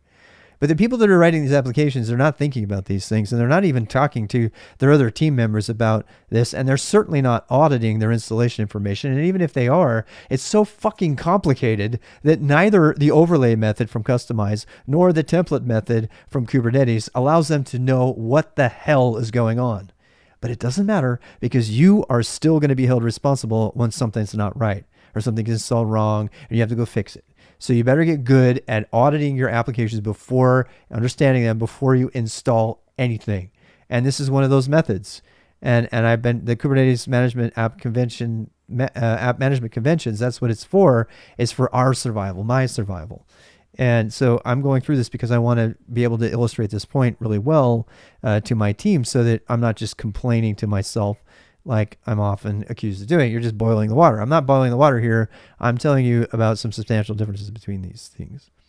It's awesome that this is a dude like you on here that we can talk about. So no one knows this crap at work. No, they don't. They don't. And actually somebody from the Cloud Native board actually said, you're pretty damn advanced relative to the field. And I was like, I don't feel advanced. I can't remember kubectl commands. But I know how to audit shit, and so I want to know what's up with that. So let's go back to the app version stuff. Let's do that. So we have app version 1. So let's look for the deployment. We're going to go in the order of this one. So there's I think there's a couple deployments actually. Oh no, there's just the one. No, that's it. There's only the one deployment. Okay, so let's compare the deployment resources. So let's do that. Reading about filters. Pretty funny, huh, Rosie? Yeah. I encourage you to watch jump ahead in the boost videos and watch the one where we do that. Yeah. And then watch here. I'll give you another. I'll give you some more fun. Yeah. I think it's still there. I don't remember. Let me go make sure it's still there before I tell you. VI magic, I think. Yep, that's it. So try that one. That is a bunch of filter commands that'll just help you right out of the bat. And you can watch that. I did a video about that, but that's some fun stuff. When you start to discover filters and how to integrate the shell into your VI, you will never use plugins again other than syntax, because you don't need it. You can just write a script for it. Honestly. And then when you write a script for it, by the way, guess what? You can use that script in a pipeline. Can you use that Lua plugin you wrote for NeoVim as a plugin, as a pipeline element? No, because it doesn't follow the Unix philosophy. So I don't want to talk about that anymore. It gets me angry because people don't understand it. And okay. So deployment metadata, NFT names the same. The other shitty labels, again, with no namespace, the same extra unnecessary role. And then we have the spec section, which is a standard section for Kubernetes resource. By the way, just if you're new to Kubernetes, these are all Kubernetes resource YAML files.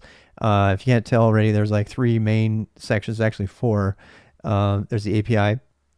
There's the kind, which is, sort of the type. There's the metadata section, which is the data about the data. It's also used for linking things together. There's the spec section for a lot of them. Not all of them have spec, but the ones that do have spec are, other resource files that get applied to they're only for resources that have multiple of a thing. And so you see a spec section. And there's one other section that people know about called status.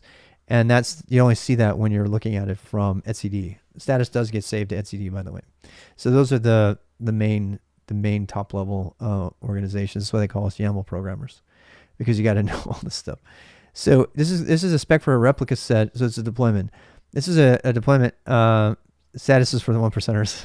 Yeah, but technically it's one of the standard parts of the specification. So you got to list it. The replicas. So this is a replica set. So it's a deployment. There's different kinds of deployments, but the most common deployment is a replica set, which makes which just says I want this many pods and keep me that many pods running and healthy at all times. And this has got 1 only. You might want to change that, depends, but this one doesn't need more than 1. Is it a daemon set or replica set? That's the deployment. Okay. So deployment is probably the most common thing you're going to be using if you're new to Kubernetes. You have replicas, we have selectors. This is how it matches up all the stuff that goes together. So this is all the replicas go together and match labels. And then you have the template. Now the template in this case is not like Helm template. This is the stuff that would go in a pod YAML file. A pod is also a resource, but you almost never code one directly. You can, usually from the command line, but you almost never do it directly. You do it in the template. And so then in your template, you've got your metadata, same sort of thing that would be in any YAML file. Metadata. So every single replica pod gets this stuff, and then it has a spec section. This is a little bit daunting to beginners because deployment is usually the first thing you learn, and then you're forced to learn replicas right away, and it's like you get this kind of like, this like dream within a dream thing going on. It kind of freaks you out, all the layers of abstraction that are here. So one thing you're not showing is the dynamic names to link stuff. Yeah, you're talking about app or something. So yeah, let's look here. So we have template, metadata. The labels are the same. So app is what's labeling. The app is what's pulling. App is a pretty standard name to link things together. And that stuff. Yeah, we're not gonna look at that. Yeah, we don't need that. That's a Helm chart template. That's a Go template, by the way. Yeah, my team lead didn't know that. I was like, that's Go, right? And I'm like, no. What's Go? Yeah, it's Go template. Learn Go. I'm gonna say it again. So there's annotations too in the Helm chart, which are unnecessary. It's a Helm is on. Yeah, I know. Yeah, that's the Helm chart. That's definitely a Helm chart. Helm charts are Go templates. So learn it. So here's the spec section. Here's the one made from customize. God, it's like really out of order. This doesn't have any affinity in it. You gotta be fucking kidding me. Does this not have any affinity? Oh my God. It's got tolerations. It doesn't have any affinity.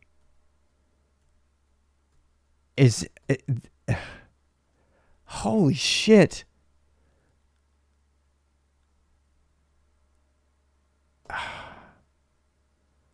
My mind is blown. Rosie, a lot of people don't. Phil, just, don't feel bad.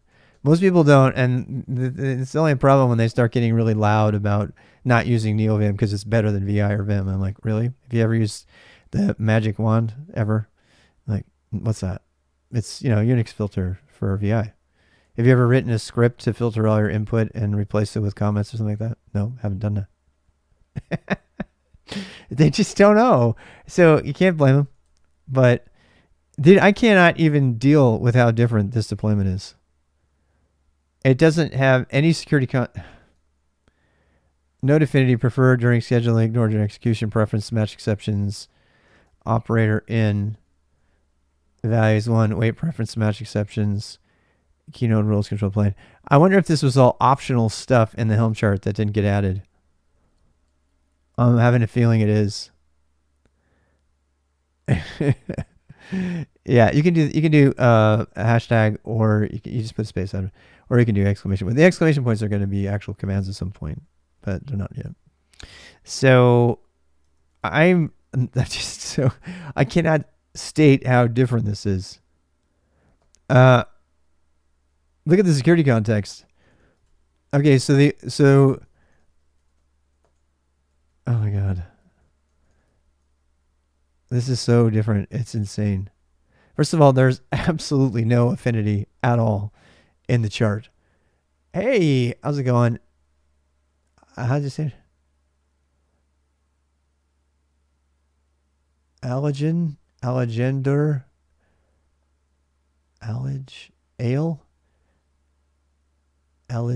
and or BS. I don't know how to say your name.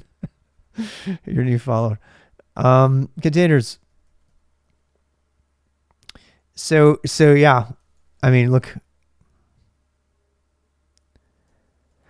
Oh my God. I don't have words here. This is so fucking different. It's so different. It's not the same app at all. There's no affinity in here at all. Oh, wait, there it is. I lied. All right, so they do have node affinity. Prefer. Okay, good. Whew. All right, good. I feel better. My universe is not completely destroyed. Operator in, it's just out of order. Values, let's make sure they're the same. Yep, weight is the same. Preference match expressions. Control plane, operator in, values. Okay, this is so far so good. Tolerations. Let's look at the tolerations here. I jump ahead. I assume it's there. Yep. All right. So tolerations. Tolerations are rules you can set up to have stuff run on a particular. Find a match, and it has to, be tolerated or tainted. You can taint a thing so that it doesn't get run. Tainted tolerations are ways to affect regular node affinity. What node affinity is the concept of running a pod on a node being a computer, a machine that's got a Kubernetes node on it. Anyway, so tolerations I suspect are going to be the same, but I'm going to be really critical of this because I'm trying to make a point here.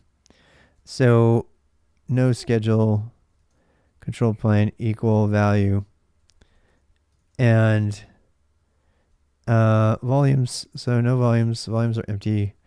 Yeah, that's probably fine. Volume mounts. Oh, what? Wait, this is gonna be daemon set or something. It can't be the same thing. It can't be the same thing. God damn it! This is a worker, right? This is a worker daemon set. Yeah. All right. Phew. Whoa, that scared me. Yep, that scared me. FTC asserts no, don't need that. There are no volumes. All right, well, they're empty anyway, so. How about coordinate or taint? Taint and tolerations. So we have volumes there. Tolerations, volumes, mounts. What are we on here? God damn, this is complicated. Let's see. Node affinity. Got our node affinity. Match expressions. We got all that done. We got past that. Containers. All right, so let's look up the containers. No, these are no. Master. Okay. What? Wait. Where's the name? The node name. That's interesting.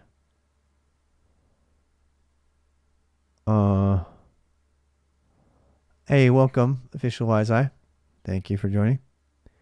What am I doing? I'm doing some Kubernetes auditing. I'm auditing the output of kubectl customized for node feature discovery, which is a standard application, Kubernetes application, and comparing it to the helm template flattening.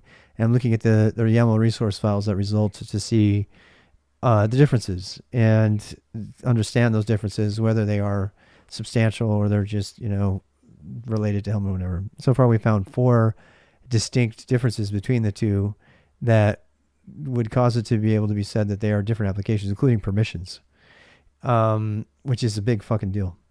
So if that's all Greek to you, that's because that's related to the work I'm doing. And I've been asked to audit our infrastructure systems applications, and to provide, a way to manage them that's not our existing clusterfuck. So that's if you want to read about the proposal, proposed conventions, that's in k8's API. I can give you that. So give our k8sapp is kind of got my conclusions and where I'm going with this. I'm about to conclude my co-working for the evening, though. I feel like this is a huge discovery. We're almost done with our comparison here. Believe you, how you doing? And so let's go look at. I want to. The images are really important to me. We're We're looking right now. We're looking at the containers in the main NFT master deployment. There's actually two deployments in this particular app. There's the master deployment, which receives the information about the daemon, the nodes from the daemon sets that's deployed to all the nodes. A daemon set is a Kubernetes resource that's deployed, a job that's Kubernetes resources that runs on per node, and in this case, it reports up to the mothership. Mothership being the master, the master deployment, which runs on a control plane, and actually can run anywhere. I don't think it has affinity for the node plane. I think it can run anywhere. Yeah, it can, and it just needs to be able to get the information so that people making jobs and stuff can say, I want a job that's on a CPU of X and such type. That's the whole point of node feature discovery. So I've already deployed it successfully in production and dev using the Helm chart, but I'm considering not using Helm charts anymore when possible, so that we can simplify.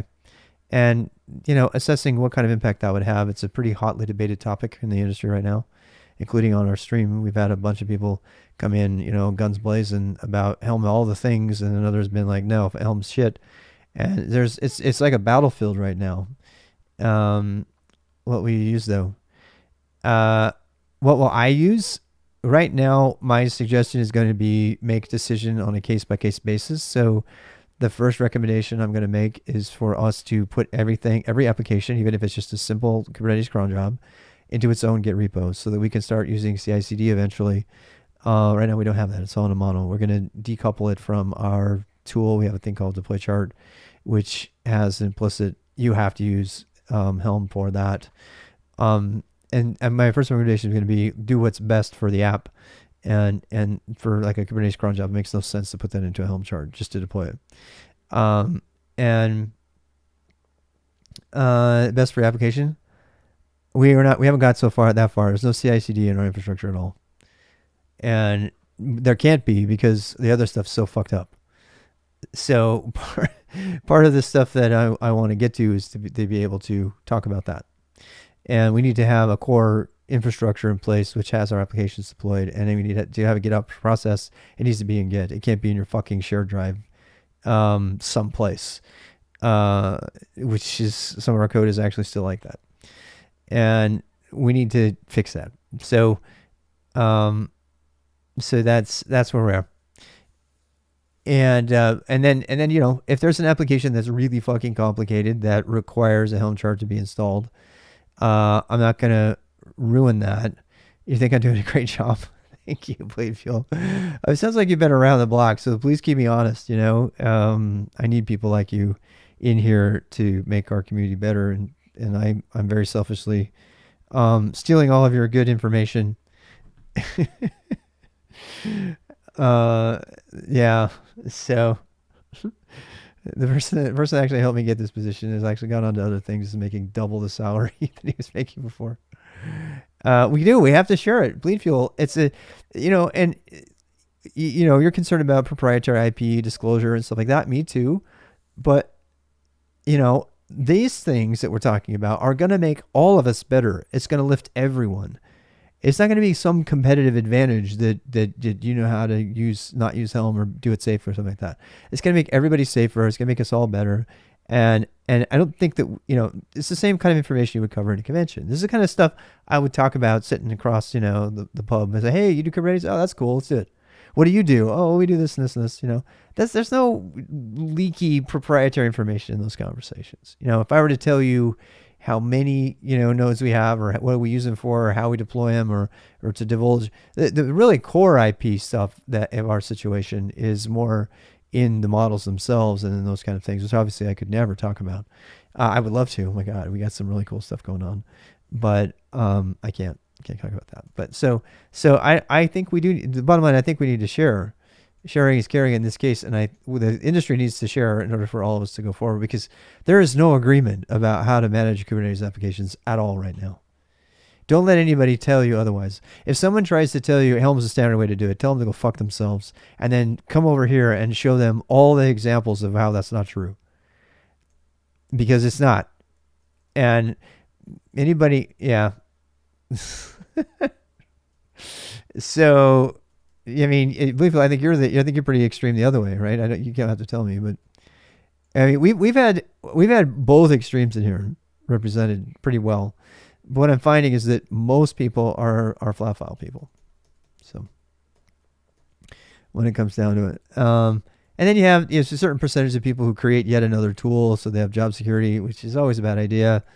Most of the time, it's not job security. Most of the time, they're just trying to survive, and it ends up being job security because they're the only one who understands it.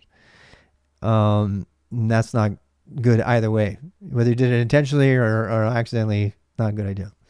So even if Helm is not the perfect tool, it's better than making yet another tool, right?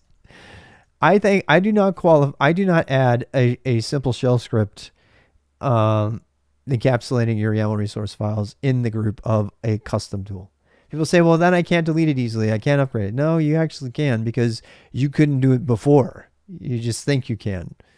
But you remember that cluster role that got left behind, or that namespace you didn't clean up, or all that stuff? Yeah, no. You can't just do helm delete and have it do everything. It won't. And it'll lie to you, and it'll make you feel like it did it. And then you'll have shit in your cluster, and somebody will go to audit, and you'll be like, what the fuck is all this other stuff? I have no idea what it is. I think, I don't know. That was somebody did years ago. Got to love it. Yeah, and then you have shell scripts that run Helm scripts, and then actually, Bleedfield, you might enjoy looking into plugins. So 2 weeks ago, I learned how to do Helm plugins. All they are is anything that will execute. And honestly, it's anything that will execute, and it can be a Git repo. Yeah, and you can do Helm add plugin and point it at a Git repo and pull it down and use it that way. It's way better than shell scripts, because now you have Helm on. If you're a Helm group, you have Helm, and then Helm you can use it to write plugins, and you can manage your plugins through Git internally, and then you can make them that way. We started making one called Validate, which is going to run conf tests against OPA Gatekeeper policies, and then we decided not to do that because we can just use OPA Gatekeeper as is. We don't do auditing of our dynamic stuff. So yeah, you might be interested in that. My time is done and my brain is mush.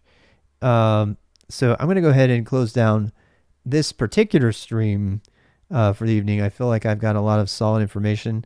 Tomorrow when I talk about this, I can actually make the very objective conclusion that installing node feature discovery from Helm, installing it from Kustomize is completely different.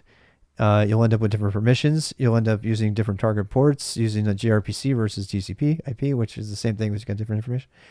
And that there's no consistency between the two. And I'm going to make the case for the k8sapp convention using this specific example of why you need to understand your applications before you install them, and why you need to spend the time reading through, I believe, the flattened version of the resource files before you start cracking open the values.yaml file or the templates themselves, which are a pain in the ass to read. And you might not even know they're bad enough as it is, but knowing what the default installation is going to do in the first place is kind of a stepping stone to understanding your application before you put it in. And then you say, well, gosh, I want to put in resource constraints and security context and that kind of thing. And then you can look at your approach. Does Helm have it? Does I need to customize my image pulls and make sure they're from a different place? Can I do that? How do I do it? Is it easier for me to just maintain my own YAML resource files? And if it is, go for it. No, there's nothing wrong with that. You're not going to pay for that by not being able to do Helm upgrade later on, because it's a fucking farce. You should never just do Helm upgrade or Helm delete. You should never ever do that, because you will not. If you're using Helm, you have to do it, but there's going to be other shit you're going to have to do, and Bleedfield just talked about it. You're going to have to wrap it up with bash code to make up for all the stuff that Helm can't do. And by the way, I'm going to end on this. Stop calling Helm a package manager for Kubernetes. Kubernetes is not a distro. It's not a Linux distro. Stop calling Helm a package manager. When's the last time you had to rip open your packages and test them out and see if they're right and do everything they forgot to do? Because that's what you have to do with Helm chart. And if you're not doing that, you're doing it wrong. You're going to get burned. Stop calling Helm a package manager. It's bad for the industry. It's bad for beginners. It's bad for everyone. At best, it's a build tool. At best. And the sooner we start approaching it that way, the more correction we can make in the industry and we can fix it. So I'll leave you with that. Good night. I'll be back on. If I come back on, I'll be probably playing a game or something just to relax. Take care. Ciao.